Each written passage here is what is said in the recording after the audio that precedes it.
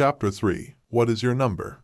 Only when you know your destination can you figure out the best route to get there. You need to figure out your number, which is how much money you need to reach your financial freedom. What financial freedom means to you might be different than what it means to me or someone else. Maybe your number is how much you need to get out of debt, escape living paycheck to paycheck, have 2 years of expenses saved so you can travel full-time for a while, or have enough money so you can work part-time and spend more time with your kids. No matter what financial freedom means to you, the strategies in this book are designed to get you there as quickly as possible. For me, financial freedom meant reaching financial independence, the moment when I had enough money that I could live off my investments and never have to work again. While I could keep working, I would no longer have to work to make money to live. My number is the point at which I would reach level 6 of financial freedom, or my FI number. In this chapter, I'm going to show you how to calculate your own FI number, or, as I'll refer to it throughout the book, your number. No matter which level of financial freedom you are currently at, the process to calculate your level 6 number will also help you calculate how much you need for levels 2, 3, 4, and 5, which I'll highlight throughout the chapter. This is by no means an exact science, since several variables, your lifestyle, where you live, whether you have kids, stock market returns, when you want to retire, and the impact of inflation, just to name a few, will affect how much money you need in the future. Although you will be able to calculate your number by working through this chapter, it's not realistic to come up with a perfect number today because your dreams, values, and the things you love might be different in the future. Unless you already have a ton of money invested and are earning a relatively high salary of which you save a significant portion, it's likely going to take you at least 5 to 10 years before you have enough money to make work optional. You aren't the same person you were 5 years ago, and you won't be the same person 5, 10, or 20 years from now. This is why your number will, and should, change as you change. But taking the time to estimate your number now will allow you to better plan and execute the strategy you need to reach it and adjust it over time. I recommend revisiting your number at least once a year to see if it's still accurate. Trust me, you'll get better at calculating it over time. How much money you need each year to live today and in the future is directly related to the lifestyle you want to live. The more expensive your lifestyle, the higher your expenses and the more money you'll need to hit your number, which means the longer you'll likely need to work. Whether you are willing to make the trade-off is up to you. But if you look closely at what really makes you happy, what's really important to you, you can start to deconstruct how much money you need. What does the great day, month, and year look like to you? What are you doing? Who are you with? Where are you? Are you having a barbecue with your friends? Playing in the yard with your kids? Traveling to some exotic land? Hiking the John Muir Trail? Playing music in a local bar? Dancing late into the night? Golfing on a nice Sunday? Reading in a hammock? Cooking with your partner? Take a few minutes to write down what a great day looks like for you. Why is it so great? Why does it bring you joy? Then think hard about how much money you need to live this life. When many of us make more money, we reward ourselves with new and nicer things, a bigger house, a nicer car, better clothes. But that's an old-school consumer mindset you need to push against if you want to hit your number faster. I'm not hating on nice things, it's just that a lot of people end up spending money on them without thinking about what they actually want or need. Sometimes we spend money on things because it's how we grew up, or it's what our families or friends do, or it's what we think we're supposed to do, or even because we're bored. If you really look at what you love doing and what makes you happiest, you might need a lot less money to live a life you love than you think you do. Be honest with yourself. What do you really value most in your life? The more money I've made in my own life, the less money I spend and the less money I feel like I need to do what I love. It's a feeling I never expected, but once I realized I had enough money to buy pretty much anything I wanted, then I no longer wanted to buy it. Just having the ability to buy something was enough. When you see the true value of money, you naturally spend less. Many of the richest and most successful people I know are the most frugal. But this doesn't mean they're cheap. Frugality is not about not spending. It's about not wasting your money, your time, and your resources. It's about buying and using only what you need. Needs are different than wants. While our needs used to just be food, shelter, and clothing, they can also now include things essential to your mental, physical, emotional, and spiritual survival and well-being. I'm not here to tell what to buy or not to buy, but there is definitely a fine line between wants and needs. Only you can know what you truly need. Just asking yourself the question before you buy anything is one way to find out, and the more often you do it, the less you realize you actually need.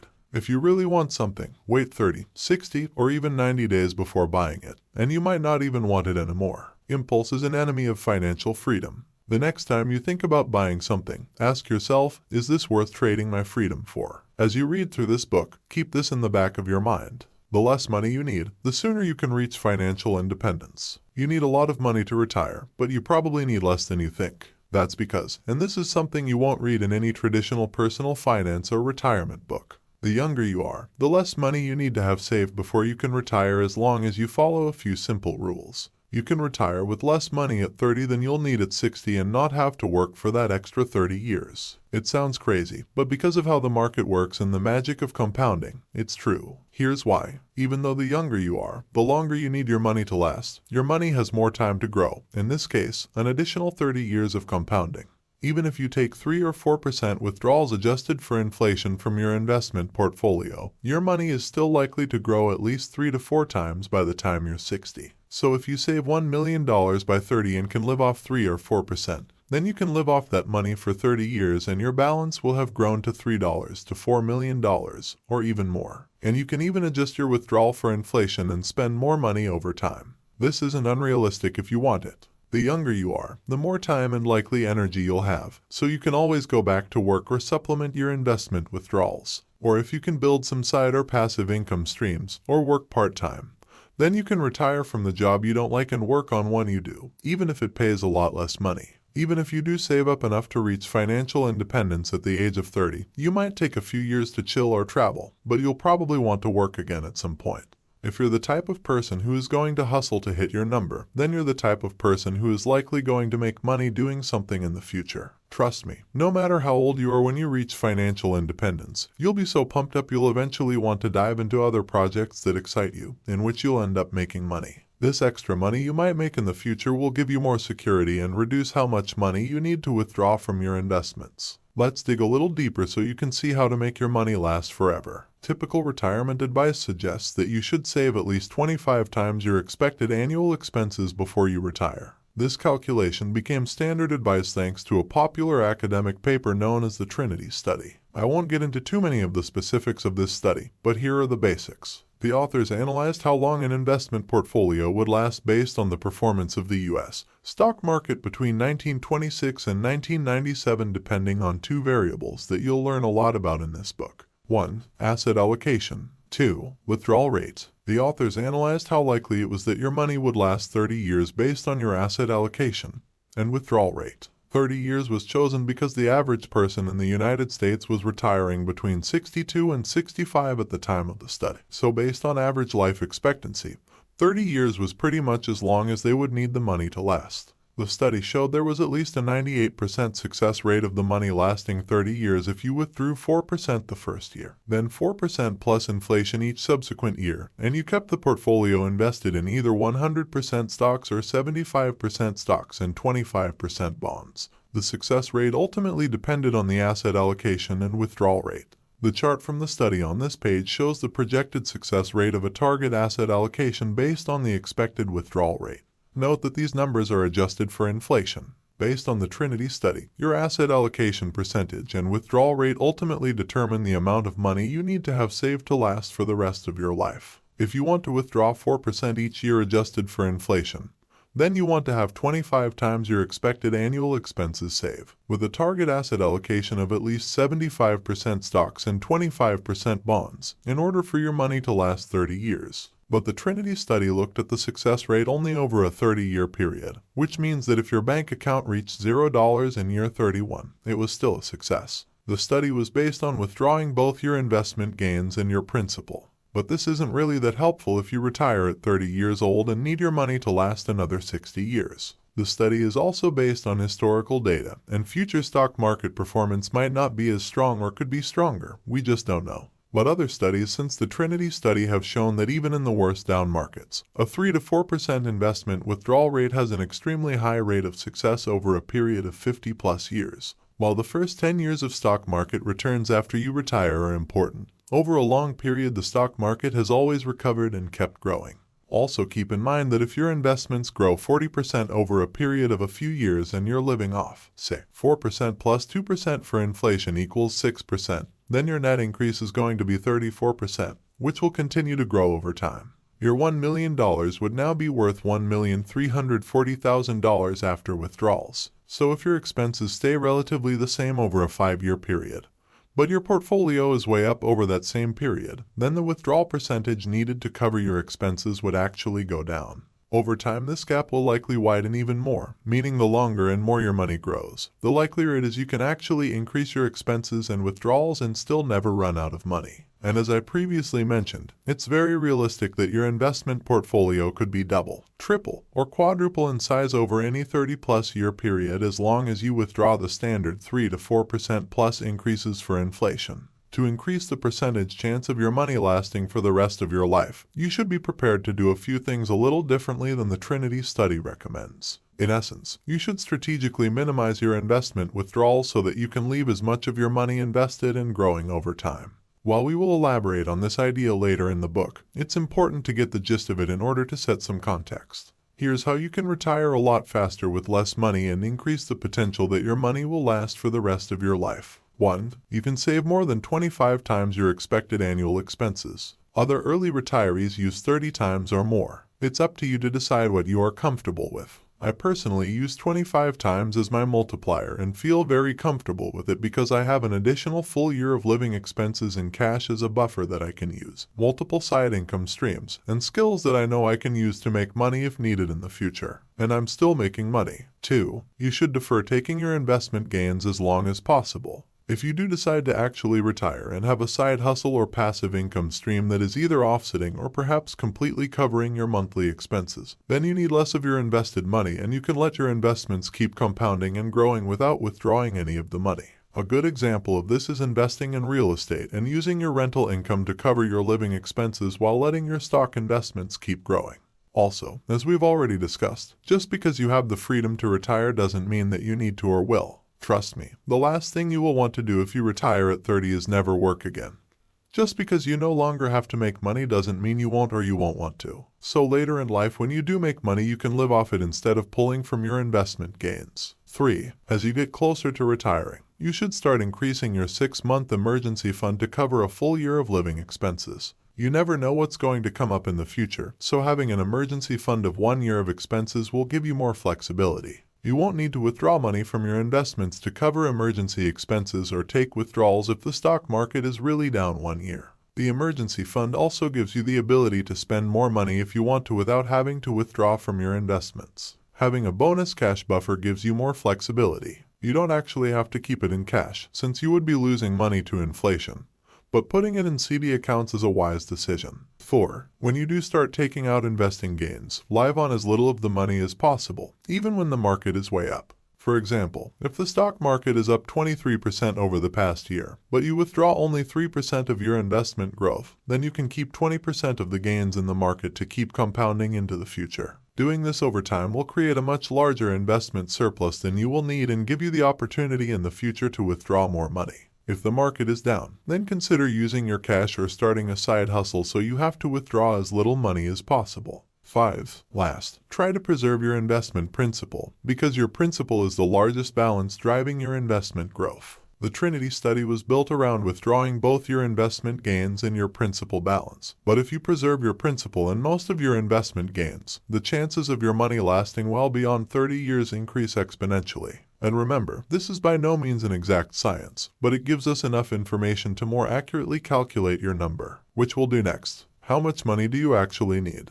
To help you figure out how much you might need to retire, almost every bank that sells retirement products offers a retirement calculator. Retirement calculators are pretty easy to use. Go to the bank's website and plug in a bunch of numbers. The calculator then presents you with the amount it figures you need to retire. When I first started on my own financial freedom journey, I set a goal of saving $1 million in 5 years. That was a nice big number and it would definitely put me in a great financial position.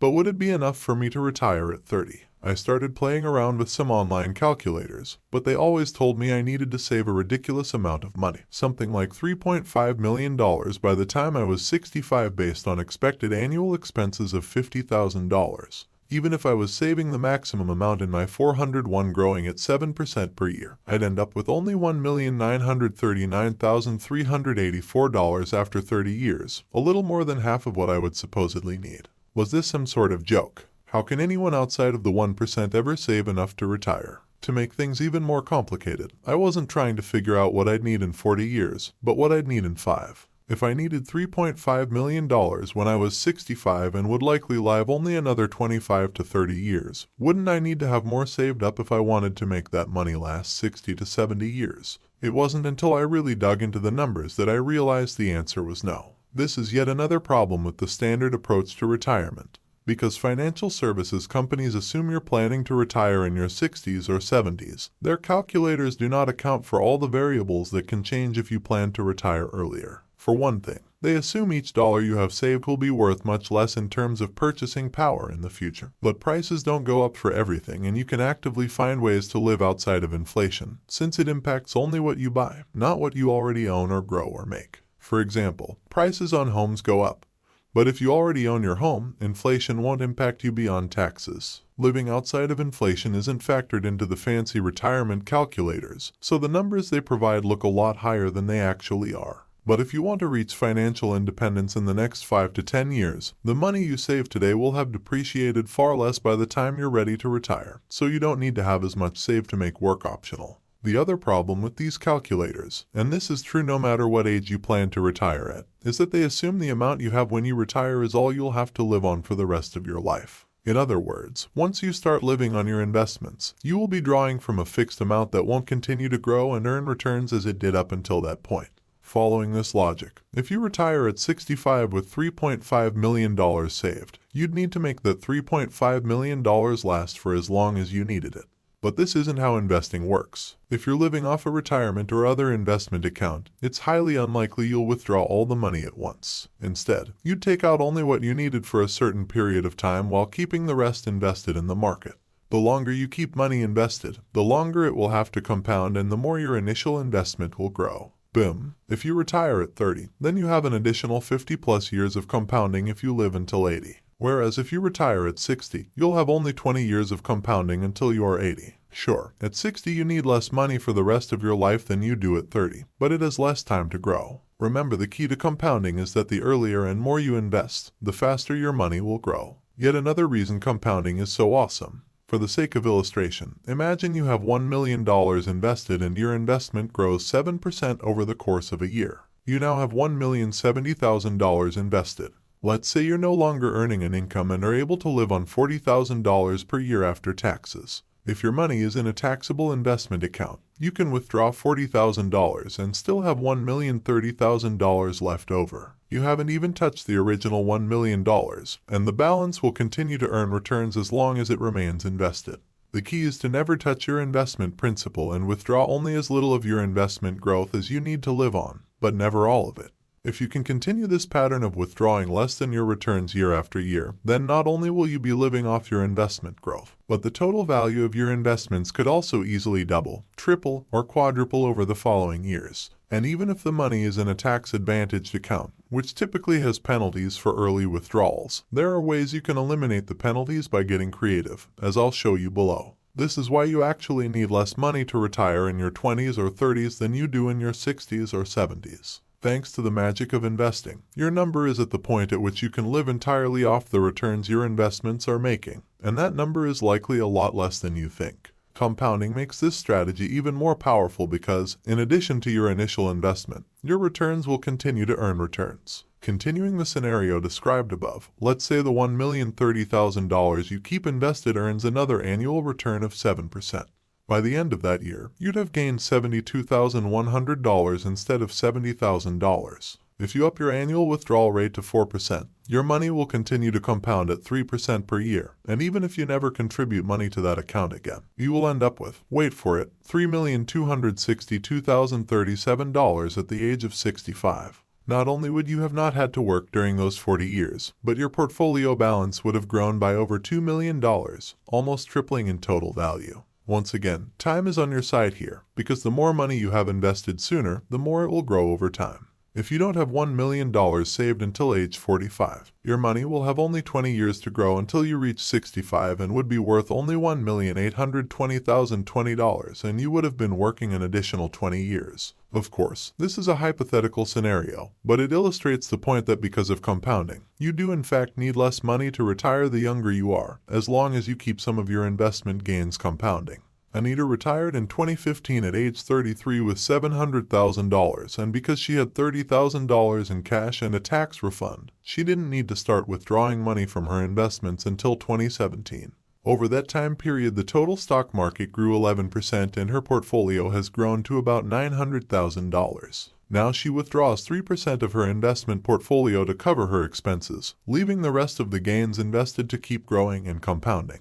At this pace, she'll likely have at least $3 million, $4 million in her portfolio in 30 years at the age of 65 without having to make any more money. Thus, she needed less to retire at age 33 than at 65. Christy and Bryce retired at 32 with $1 million and live off 4% of their interest, but their investments grew 13% over the past year. Steve retired with $800,000, but only a year later, his investment portfolio is now over $1 million, reducing the percentage he needs to withdraw next year to cover his living expenses. One word of caution: stock market gains are not predictable or guaranteed, so you should consider market conditions when you start to withdraw. Although over the long term the stock market tends to experience average annual gains of 6 to 7%, it can fluctuate greatly from year to year, up 20% one year and down 11% the next. Fortunately, the longer you keep your money invested, the less you have to worry about short-term market fluctuations, even in a downturn. If you can get through the first 10 years with your investment principal intact, and if you can live on a 4% withdrawal rate, your chance of success should be closer to 100%, since after that 10-year period, your investments should have compounded enough that you can live off your returns forever. Of course, a major economic collapse could decrease your chance of success slightly, so you should pay attention to the market and start to withdraw only once you've reached the point that you can do so without diminishing your principal. Another benefit of allowing a portion of your investment gains to continue growing is that at some point in the future, you'll be able to start taking larger withdrawals when, if you need them, without the risk of running out of money. Buying that $500,000 lake home when you're 30 could wipe out a huge portion of your savings. But if you wait until you're 50 and have been allowing your returns to compound for 20 years, you will be able to afford that same house, even if it costs more due to inflation. Calculate your number. Knowing all this, you can calculate your number much more accurately than any retirement calculator can. You just need to figure out how much money you'd need to have invested before you can live solely off a portion of your returns while keeping some of your returns invested so they can continue to grow. While the most accurate way to calculate your number is to determine how much money you will need to live on each year for the rest of your life once you decide to retire, it's nearly impossible to do because you don't know how your goals, desires, wants, and needs are going to change over the next 10, 20, 30, 40, or more years. This is where the retirement calculators and financial planners fall short. They expect you to know how much money you will want to spend in the future and then base their calculation off that number. But for even the best planners, coming up with an exact target for your expected annual expenses in the future is unrealistic. The finance industry often sells a level of precision with investing and retirement planning that's really just guessing. They also don't focus on helping you determine how much money it would take to live a life you love, because you're the only one who can really do that. This is why I recommend you approach this more holistically, finding the amount of money you need to live today, and adjusting it once a year as you change and grow. With that in mind, I recommend using your current annual expenses to calculate your number for 2 reasons. 1. If you plan to retire in the next few years, your recurring expenses likely won't change that much. 2. It's much easier to figure out how much you currently spend than what you'll be spending 20, 30, or 40 years down the road. Also, no matter where you are today, you can use your current expenses to determine how much you need to reach the next level of financial freedom, since levels 2 through 5 are based on your current expenses. 2. Self-sufficiency. When you earn enough money to cover your expenses on your own equals 1 times your monthly expenses. 3. Breathing room. When you escape living paycheck to paycheck equals 3 to 5 times your monthly expenses. 4. Stability. When you have 6 months of living expenses saved and your debts repaid equals 6 times your monthly expenses. 5. Flexibility. When you have 2 years of living expenses invested equals 24 times your monthly expenses. The easiest way to calculate what you spend in a year is to look at how much you've spent each month over the past 12 months in the categories outlined in the table on this page. You can do this pretty easily by looking at your bank and credit card statements over the past year and calculating your average monthly spending in each category. Check out the simple tool at financialfreedombook.com/tools you can use to make this really easy by pulling your spending directly from your accounts. You can also download the table in editable form to customize yourself. It also might be worth it to do the calculation manually so you can see how the numbers work. Each quarter, I update a manual spreadsheet that looks like the one on this page, which includes a breakdown of how much the average American household spends in these categories each year. How do your numbers compare? Once you've figured out your expected annual expenses, you can calculate your base number. To do this, you'll need to draw on some of your 6th grade math skills to determine the amount of money you need to have invested before you can withdraw enough to cover your annual expenses. Written as a formula, the calculation looks like this. Withdrawal rate percentage times your number equals annual expenses. Let's say you spend about $50,000 a year. Assuming you'll be withdrawing at the recommended rate of 4% a year, your calculation would look like this. 0.04 times your number equals $50,000. $50,000 divided by 0.04 equals $1,250,000. Or written another way, $50,000 times 25x equals $1,250,000. While I personally use the 25 times rule, if you want to be a little more conservative, then I recommend using a 3.5% withdrawal percentage to provide a little cushion. Expense AVG. U.S. household U monthly U annual. $50,000 divided by 0.035 equals $1,428,571. If you plug $50,000 into an online retirement calculator, it will tell you that you need to save between $3 million and $4 million if you want to retire in your 60s. But based on a simple calculation, you find you need less than half of that to reach financial independence more than 30 years earlier. Obviously, though, if your expenses increase or decrease, your number will, too. Perhaps you currently don't make a lot of money and are living on $20,000, but you eventually hope to move out of the apartment you currently share with 3 roommates and intend to have kids one day, which will of course increase your expenses. Or maybe you have dreams of traveling or being able to buy that sweet vintage car. The higher your expenses, the higher your number, but even cutting back on a few expenses can reduce the amount of money you'll need. The impact of a single recurring expense on your number. Throughout the book, we will dive deeper into how you can specifically save money on your 3 biggest expenses: housing, transportation, and food. But one simple way to reduce your expenses, and thus your number, is to calculate the impact each recurring expense has on your number by using the following simple equation. Your monthly expenses times 12 months times 25x annual expense multiplier equals the impact of that recurring expense on your number. For example, I spent over $350 a month in takeout food in 2017. So if that expensive habit continues, I will need $350 month times 12 months equals $4,200 per year times 25x equals $105,000. In other words, I'll need $105,000 saved to support this habit for the rest of my life. If I could just cut this figure down to $200 per month, then I would need $200 month times 12 months equals $2,400 per year times 25x equals $60,000 or $45,000 less.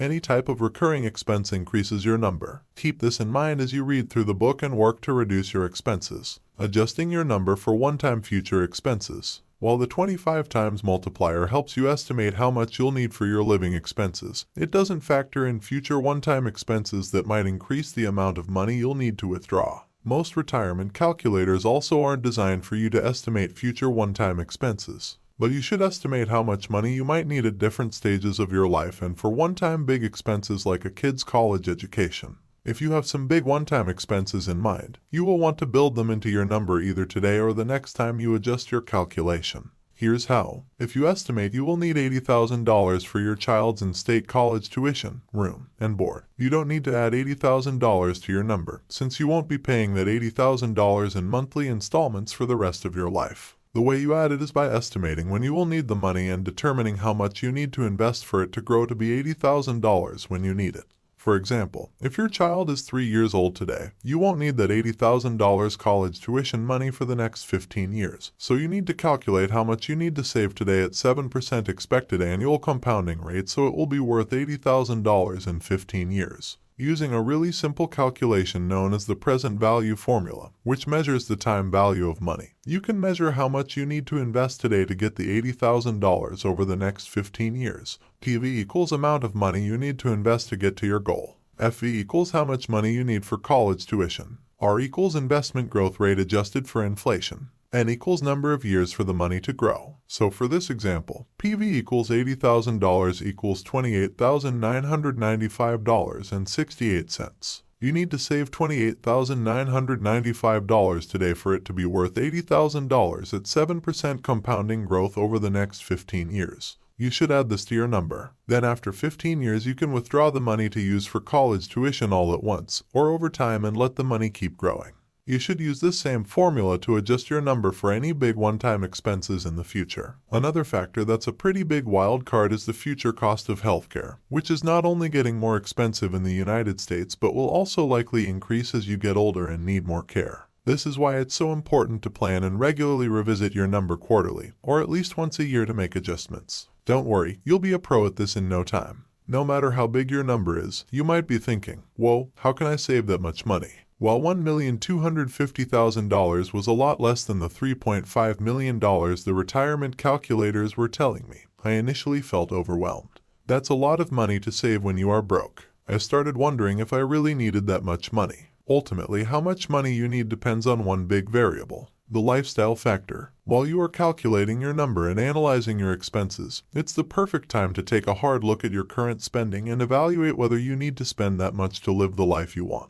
Obviously, the lower your expenses, the less money you'll need. Also, the lower your expenses, the more you can save and invest, and the more you invest, the quicker it will grow and the faster you can reach financial independence. Could there be a way to spend less money and still live a life you love? Cut back to the essentials, those things that regularly give you joy, meaning, purpose, and fulfillment. Money matters only if it helps you live a life that you love, but we rarely consider what we really need. As a result, we often spend money on things that aren't really important to us, sometimes at the expense of what makes us happy. We get caught up in what others are spending their money on and tend to adopt a lifestyle similar to that of those around us, even if we don't really want what they have. Or we spend money because today it makes us feel powerful, when in reality the money will be worth more and give us more power tomorrow than today. We also tend to spend more money as we make more money, a trend known as lifestyle inflation, which explains why a pop star or an athlete can earn millions of dollars per year and still end up deep in debt. This also explains why so many people who make $100,000 or more are still living paycheck to paycheck or are deep in debt. They're spending more than they need to and living a lifestyle they can't afford. They consume first and pay themselves last, if at all. It's always best to pay yourself first through investing. We often think about spending money so we can get something. But in reality, whenever we spend money instead of investing it, we are actually taking from ourselves. We are taking both the time we spent to make the money and the future freedom it can buy. In the United States, we are taught from a young age to buy anything we need or anything we want because I work hard and I deserve it. We are also taught to solve our problems by buying something, especially when it comes to our basic needs. When we get hungry, we buy or order food, instead of trying to grow our own or trade with people who do. Or we order out instead of eating what we have. This is why it's so easy to spend $60 on takeout on a Wednesday night, or why I spent over $2,000 on Mexican food one year. This is one of the areas where I struggle, but I'm working at it. When we need a place to stay, we rent the most expensive apartment or buy the biggest house we can get a mortgage on. We rent expensive hotel rooms instead of looking for opportunities to house sit, rent a room, camp, or crash with a friend. Now, don't get me wrong, I enjoy staying in really nice hotels around the world, so I spend my money on it. But I can't stand spending $500 on some overpriced corporate chain hotel in Pittsburgh. When we need to get to our jobs or we get a promotion, it's easy to justify buying a new car even if our old car is fine.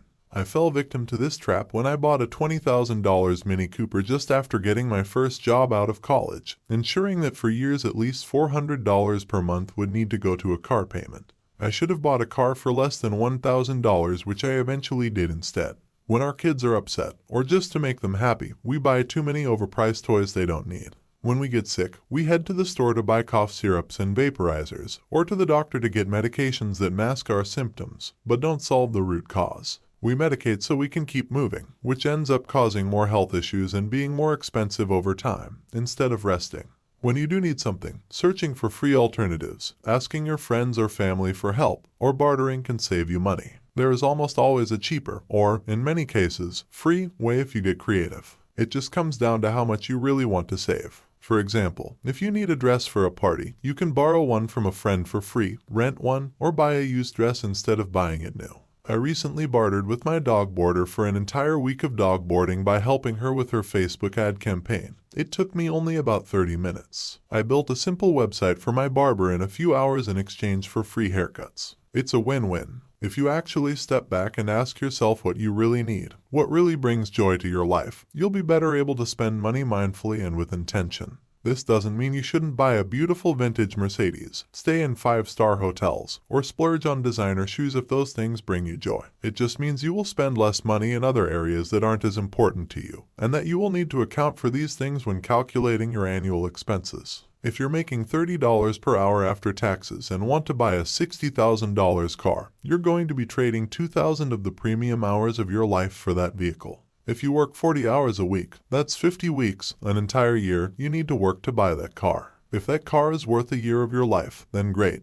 Just realize the trade-off you are making. Also realize that the $60,000 car actually costs more than $60,000 because you lose the opportunity to invest that money for your future self. At 7% compounding, that $60,000 would be worth $120,579 in 10 years, $242,324 in 20 years, and $486,989 in 30 years. Is that $60,000 car today worth having to save $486,989 more to hit your number? That $60,000 vintage car is actually costing you $486,989 in the future. So you are actually trading 2,000 hours of your life and over $400,000 in growth potential. I would rather have the money in the future, but your choice is up to you. Double your money with the rule of 72. A simple way to estimate how much something will be worth at 7% compounding is to use the rule of 72, in which you divide 72 by your expected compounding rate to determine how many years it would take for your money to double. At 7% compounding, 72 over 7% equals 10.2 years, so at that compounding rate, your money will double every 10 years. Thus, if you invested the $60,000 instead of buying the new car, your money would be worth $120,000 in 10 years, $240,000 in 20 years, and so on.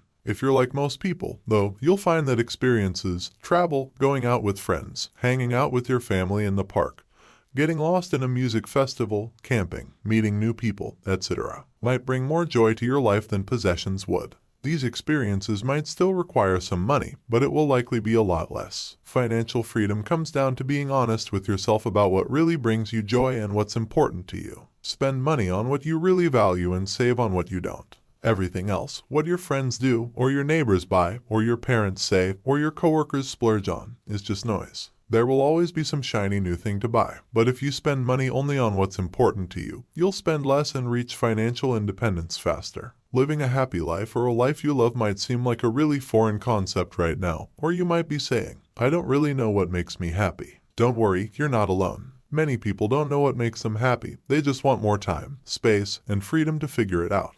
Or they want to get out of the rat race as quickly as possible, and that's cool, too. This is a journey, and as you explore new ways to save and make money, you'll be surprised to uncover new things that bring you joy, bring you peace, give your life meaning, and make it more fun. Over time, as you consider how much you need to spend each year in order to actually be happy, you'll likely find your number is a lot smaller than you think. For example, Steve never felt fulfilled by his full-time job, so a few years ago he decided he wanted to retire early and knew that would require him saving a significant amount of money. He started by carefully analyzing his spending and evaluating how much money he needed each year to be happy. He figured he could live on $40,000 or less per year and support his lifestyle by living in an Airstream with his wife and not having to be burdened by homeownership. Sure, Steve could have made more money by staying at his job, and he knew that retiring early would mean he'd have to live a little leaner to make it work. But he also knew that time is more valuable than money or the things money can buy, so he retired at the age of 35 with $890,000 invested. By taking stock of what made him happy and how much money he'd need to maintain a fulfilling lifestyle, he was able to retire much earlier than he thought he'd be able to and live off his investment gains while still keeping his investments growing. Over time, Steve may decide to live on more than $40,000 per year, and if he allows his money to compound long enough, he'll be able to do so without a problem. He's also already picked up a few small side hustles he can do on his own time, like blogging to supplement and reduce his investment withdrawals. You might even be able to retire already. You might be in a really stressful job making $120,000 a year, but you need only $40,000 to cover your expenses. So if you already have a decent amount of money saved, you could quit your stressful job and take a less stressful job that covers your monthly expenses and be happier. Or if you want more time with your kids, you could switch to a part-time job. Far too many people stay in jobs they hate simply because 1. They don't feel like they have a choice, or 2. They don't realize they don't really need more money, or 3. They don't realize they could live on less money and actually cover their expenses doing a job they love. I've talked with so many people who tell me I'm stuck at my job and I hate it. But they've never taken a close look at their expenses to see how much money they really need. Or they aren't willing to make a change in their lifestyle so they can actually be happier. Life's too short to not enjoy it. The big thing was finding a spending level that made me happy. I found this out by buying as little as possible and then started adding back in the things that were really important to me. I tested my lower spending threshold and determined it was too low and led to deprivation. And then I pushed my upper threshold. I've found the balance. We actually realized we don't want to travel and eat out as much as we previously thought we wanted. Figure out what's important to you and what spending makes you happy. It gets easier when you test your limits a bit. Brandon, who reached FI at 32 and retired at 34. After a few years of monitoring my own spending and reducing my expenses, I was able to determine that I can live a life I really love, spending $50,000 per year in a city like Chicago. This is my sweet spot. When I spend more, it doesn't make me any happier or make my life much richer. But let me also be clear that while $50,000 is my target, I'm not perfect. And after spending less than $50,000 every year from 2010 through 2015 and reaching financial independence, in 2016 I fell victim to the dreaded lifestyle inflation and spent over $200,000, which included many frivolous purchases that I regretted soon after I made them. Spending $200,000 actually made me less happy than spending $50,000.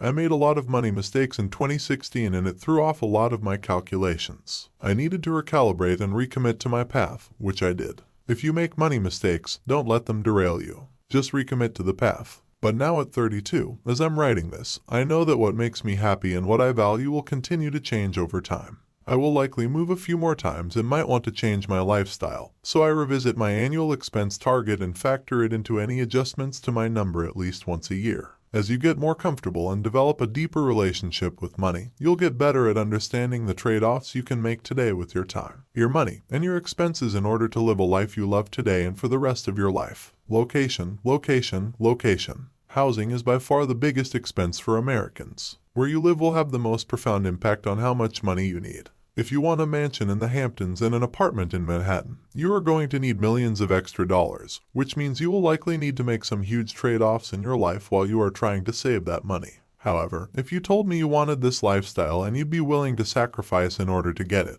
I'd urge you to consider what specifically appeals to you about these locations before you move forward. Maybe you want to live in the Hamptons because you love the ocean. But do you need to own a place in the Hamptons, considering it's too cold to enjoy the beach there 6 months out of the year? Could you get just as much pleasure from renting a place there for a few weeks during the summer? Even better, could you house sit for someone who already owns a home there and stay in the Hamptons for a few weeks for free? If you really have to own a place by the ocean, what about moving somewhere more affordable like Wilmington, North Carolina, where the average home costs 10% of what one in the Hamptons does? Just before I finished this book, my wife and I decided to move to New York City. We don't plan to live there forever, but if we did, I would likely need at least 2 times the $1,250,000 I saved by age 30. The more affordable the place you live is, the less money you need to have saved to reach financial independence. And if you couple a low cost of living with high income opportunities, as in Minnesota, where there are many large companies with high paying jobs but the cost of living is low, you can reach financial independence even faster. New York City is another animal entirely. You are going to pay a significant premium to live there. But the cost of living still varies widely within New York City. For example, if you buy an apartment in Queens, you will still have access to all that Manhattan has to offer without the huge price tag. Here is a sample of the most expensive and least expensive places to live in the United States. This data is provided by the Council for Community and Economic Research and is updated quarterly on their website. The Cost of Living Index measures regional differences in the cost of consumer goods and services, excluding taxes and non-consumer expenditures, for professional and managerial households in the top income quintile. It is based on more than 90,000 prices covering almost 60 different items for which prices are collected 3 times a year by chambers of commerce, economic development organizations, or university-applied economic centers in each participating urban area. Small differences in the index numbers should not be interpreted as significant. The composite index is based on 6 components: housing, utilities, grocery items, transportation, healthcare, and miscellaneous goods and services. Source: Cost of Living Index published by C2ER. One way to estimate the financial impact of living in one place over another is by using a location-specific multiplier to compare two places. For example, while writing this book I am living in Chicago, which has an average cost of living as determined by the Cost of Living Index. But when the book is published, I will be living in Manhattan, so I could multiply my current expenses by 2.35. Below is a chart comparing my current expenses to what I'd have to spend to live in New York City. If you have a vision of where you want to be in the future, then you can make more granular projections by digging into each specific expense category. If you want to compare the cost of living between two particular cities, you can find a really detailed breakdown for a small fee at https://store.coley.org/compare.asp. You can use a free cost of living calculator and also do your own searching to get specific estimates based on the lifestyle you want. For example, the Cost of Living Index or calculator will tell you what the average price of a home in a specific market is or how much more or less expensive a home is in two different cities. But the data is based on medians and averages, not on your lifestyle. Maybe you want to live in a more expensive house than the average or spend less money on food than the average family, both of which you can project by putting them into more granular expense projections. The best way to make these projections is by revisiting your expense sheet and filling in as much detail as possible about your vision. If you want to see how much a certain lifestyle would cost in a specific place, you can search for more detailed projections based on that location and start adjusting them. For example, you can easily look up a home similar to one you'd like to live in on Zillow or Trulia or another home search website and look up how much rent or the mortgage and property taxes on that home would be. Using this information, you can get a more accurate projection, for example, of what it would cost to live in your dream home on a lake in Michigan. You can also do similar searches for the cost of gas in that area and other transportation-related expenses.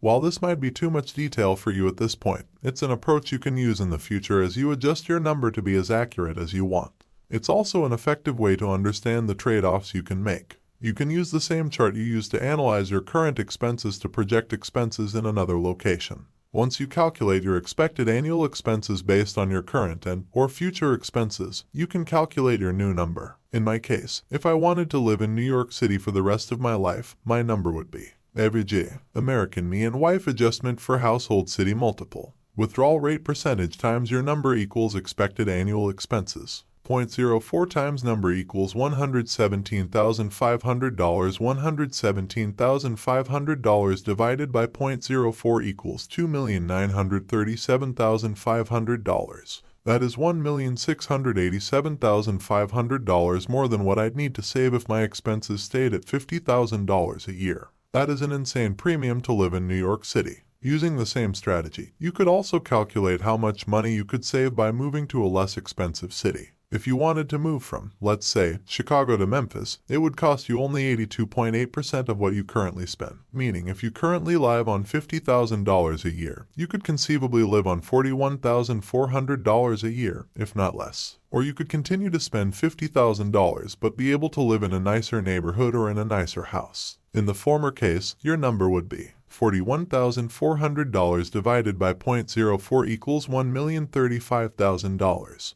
Of course, these are simply rough estimates to use for planning purposes, and you can certainly find places to live in New York City that cost less than $56,400 a year. Regardless, it's a useful exercise to help you calculate your number. As you've already learned, if you're even more adventurous and want to live abroad, there are several great places where you can live on much less than you can in the United States. In fact, because inflation is country-specific, things tend to get more expensive in the United States than they do in other parts of the world. Under certain circumstances, the value of money can actually decrease, so certain places may become less expensive over time.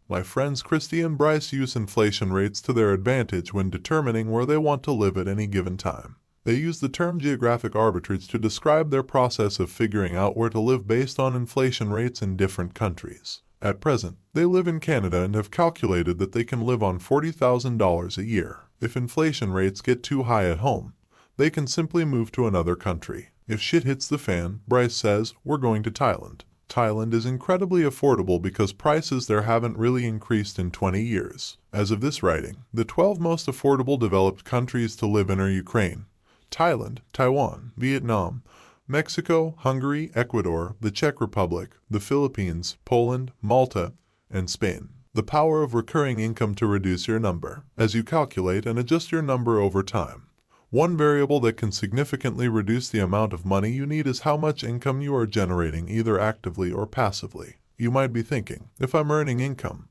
then I haven't really retired, which is true based on the traditional definition of the word. But I prefer to think that you're retired once you no longer have to work for money and can do whatever you want. Remember, your number represents the amount of money that you can live on for the rest of your life without having to work. If you keep working or earning money in some way, then you will need less money. There is a big difference between working at a job because you have to earn money and working a job because you enjoy the extra income from doing something you like and staying busy and engaged. If you're able to generate any additional income, then you'll need less money saved and your number will be lower. In fact, your additional income will give you more freedom. It might even be enough consistent income to offset your monthly expenses, effectively reducing the total amount of money you need or that you'll need to withdraw from your investments to live on. Plus, if you're not relying on your investments to support you financially, you can let the money in your portfolio grow, which will make it compound even faster. To measure the impact of consistent, expected additional income, you can subtract your average annual income from your target investment withdrawal amount. For example, say you are able to make $2,000 a month in after-tax side income from rental property or blogging. That's $24,000 less you would need to withdraw from your investments each year. To calculate the impact this will have on your number, simply subtract your side income from your annual expense target. If your expected annual expenses are $50,000 per year and you're earning $24,000 after taxes in side income, then you would need to withdraw only $26,000 from your investments, which is 48% less than what you otherwise would have. Since you need only $26,000 instead of $50,000, you can use this number as your new adjusted expense withdrawal target and adjust your number by multiplying this $26,000 by 25 times. That gives you a new number of $26,000 times 25 equals $650,000. That's $600,000 less than you originally calculated for your number. That's a ton less that you need to save, all because you've developed a consistent income stream of $2,000 a month. Let's say you're making $75,000 per year after taxes and saving 33% of your income in addition to your $2,000 a month in side income. You can reach financial independence about 20 to 25 years sooner, depending on the performance of your investments. Of course, if you can earn a steady income or increase the amount you save each year, you can hit your number even faster. Any amount of reliable, consistent monthly income will have an impact over time and reduce the amount of money you need to reach financial independence. Even $200 a month is $2,400 a year, or $2,400 times 25 equals $60,000 less that you need in your number. Check out how much even a small amount of recurring income per month and year reduces your number in the chart on this page.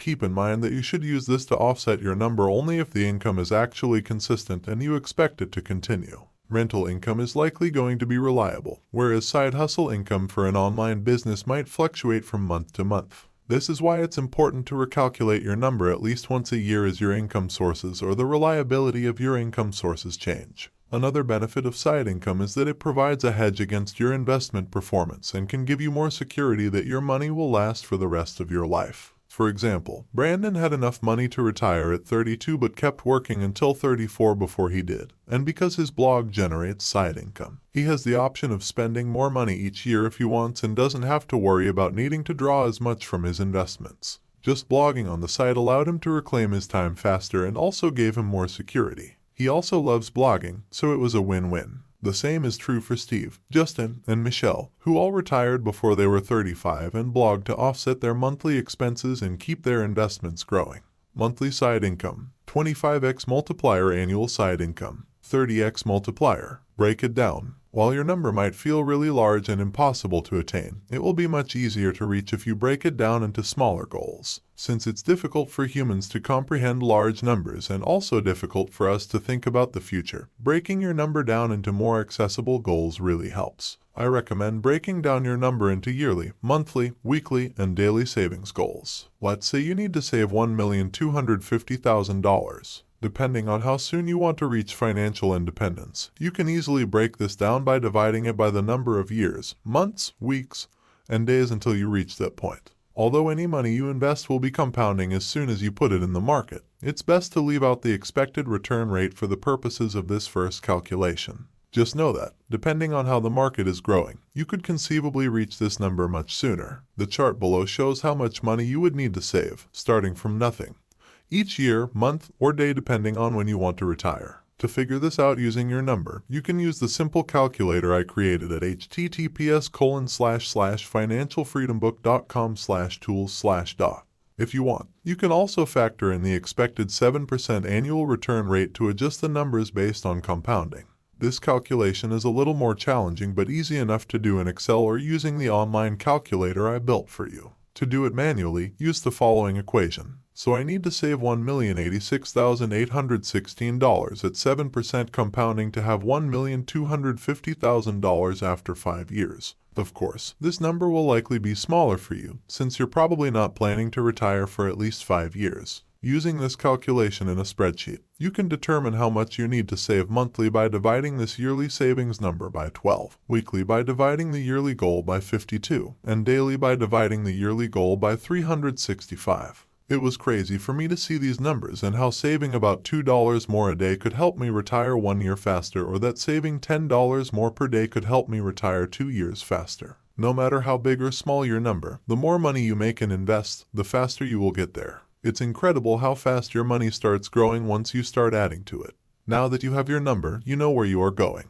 Next, you need to figure out where you are right now. Recap. 1. Planning for retirement is not an exact science, and how much money you need will change as you change. The key is to set a realistic goal to have some time to work toward it, realizing you will need to adjust it over time. 2. How much money you need ultimately depends on the type of lifestyle you want to live. What does a perfect day look like to you? It likely takes less money to live a life you love than you think. Money matters only if it helps you live a life you love. 3. The younger you are, the less money you need to have saved before you can retire, given that you have a much longer compounding period for your investments. Because of compounding, the earlier and more you invest, the faster your money will grow. 4. To maximize the odds of your money lasting for the rest of your life, you need to adhere to a set of specific guidelines, including: save at least 25 times your expected annual expenses. Defer taking your investment gains as long as possible by using side or passive income. Have 1 year of expenses in cash on hand. Live on as little of your investing gains as possible. Preserve as much of your investment principal for as long as possible. 5. Use your current expenses to estimate your number. Once you've figured out your expected annual expenses, you can calculate your base number by using a 25x or 30x multiplier, as well as adjusting your number to include future one-time expenses.